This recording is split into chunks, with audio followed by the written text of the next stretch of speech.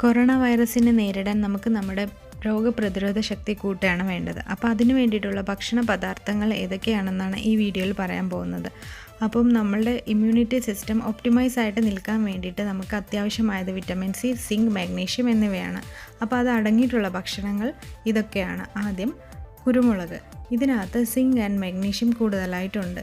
അപ്പം ഇത് കഴിക്കുക, നിങ്ങളുടെ ഭക്ഷണത്തിൽ ഉൾപ്പെടുത്തുക. പിന്നെ അടുത്തത് ക്യാബേജ്. ഇതിനകത്ത് വിറ്റമിൻ സി, മാഗ്നീഷ്യം എന്നിവ ഉൾപ്പെട്ടിട്ടുണ്ട്.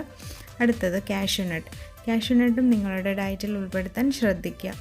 പിന്നെ കഴിക്കേണ്ടത് ബ്രോക്കലി. ഇതിനകത്ത് വിറ്റമിൻ സി, മാഗ്നീഷ്യം എന്നിവയുണ്ട്. ഇതും ഇമ്മ്യൂണിറ്റി സിസ്റ്റത്തിനെ ഒപ്റ്റിമൈസ് ചെയ്ത് വയ്ക്കാൻ സഹായിക്കുന്നു. പിന്നെ കഴിക്കേണ്ടത് പ്ലെയിൻ യോഗട്ട്സ് ആണ്. അതിനകത്ത് സിങ്ക് ആൻഡ് മാഗ്നീഷ്യം എന്ന് പറയുന്നത് കൂടുതലായിട്ടുണ്ട്. അടുത്തത് ഡാർക്ക് ചോക്ലേറ്റ്സ്. ഡാർക്ക് ചോക്ലേറ്റ്സിലും സിങ്ക് ആൻഡ് മാഗ്നീഷ്യത്തിൻ്റെ കണ്ടൻറ്റ് കൂടുതലാണ്.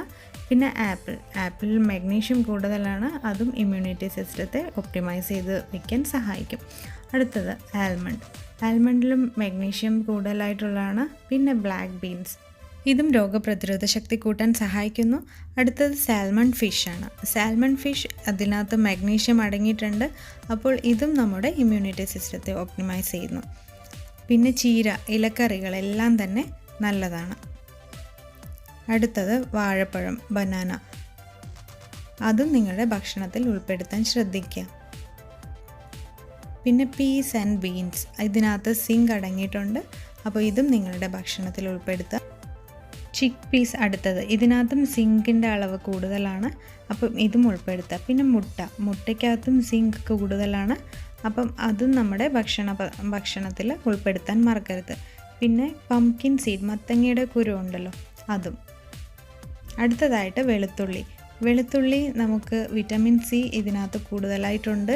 അതേപോലെ കോളിഫ്ലവർ, അതിനകത്തും വിറ്റമിൻ സി ആണ് കൂടുതലായിട്ടുള്ളത്. പിന്നെ സ്ട്രോബെറിയിലും വിറ്റമിൻ സി അടങ്ങിയിട്ടുണ്ട്. അടുത്തത് റെഡ് പെപ്പർ, അതുപോലെ തന്നെ ഗ്രീൻ പെപ്പർ. പിന്നെ തക്കാളി കൂടുതൽ ഉൾപ്പെടുത്താൻ നോക്കുക. അടുത്തത് ഗ്രേപ്പ് ഫ്രൂട്ട്.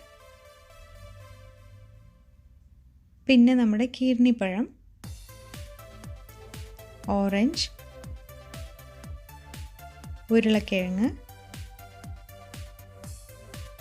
പിന്നെ ബെറി വർഗ്ഗത്തിൽ എല്ലാത്തിലും തന്നെ വിറ്റമിൻ സി കൂടുതലായിട്ടുണ്ട്. അപ്പം നമ്മൾക്കിതൊക്കെ നമ്മുടെ ഭക്ഷണത്തിൽ ഉൾപ്പെടുത്താം.